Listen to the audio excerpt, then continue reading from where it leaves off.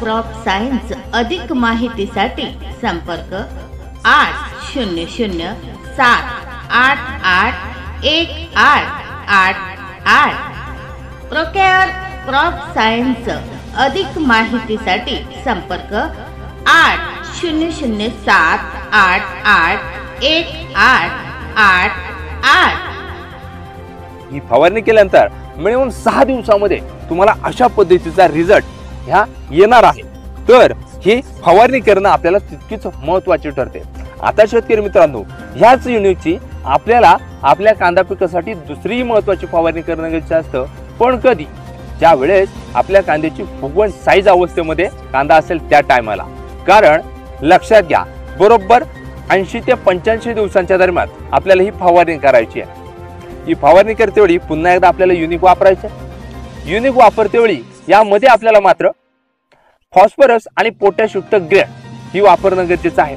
उदाहरणार्थ युनिक प्रति एकरासाठी 60 मिली घेत असाल तर यामध्ये आपल्याला 05234 किंवा 0050 हे खत आपण यामध्ये घेऊ शकतो आणि ह्या दोघांचीच कॉम्बिनेशन घेऊन आपल्या कांदा पिकावर फवारणी करू शकतो।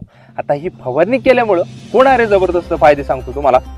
आपण पहिल्या फवारणीमध्ये काळोखी जास्त प्रमाणे, दाणमाण पोगर जाट, पातींची संख्या जास्त प्रमाणे आणि दुसऱ्या स्टेजला घेत असाल तर तुम्हाला साईज, कलर, रंग, आकार, चकाकी जास्त प्रमाणे आलेली नक्कीच बघायला मिळणार। याचबरोबर शेतकरी मित्रांनो, सर्वात महत्त्वाचं म्हणजे भरपूर शेतकऱ्यांना कांदा काढून चाळीमध्ये ठेवायचा असतो।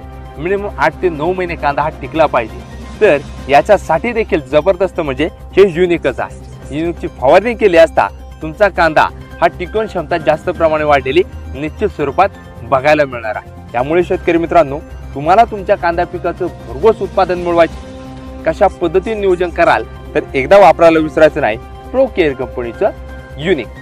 माहिती आवडली, अजूनही मिलिंद बोरकर यूट्यूब चॅनलला सबस्क्राईब केलं नसेल सबस्क्राईब नक्की करायचे, समोरील घंटा ऑल ठेवण्याचा प्रयत्न करायचा आहे। आणि काही शेतकऱ्यांनी युनिक याची फवारणी कांदा पिकावर केली असेल तर खाली कमेंट्स करायला अजिबात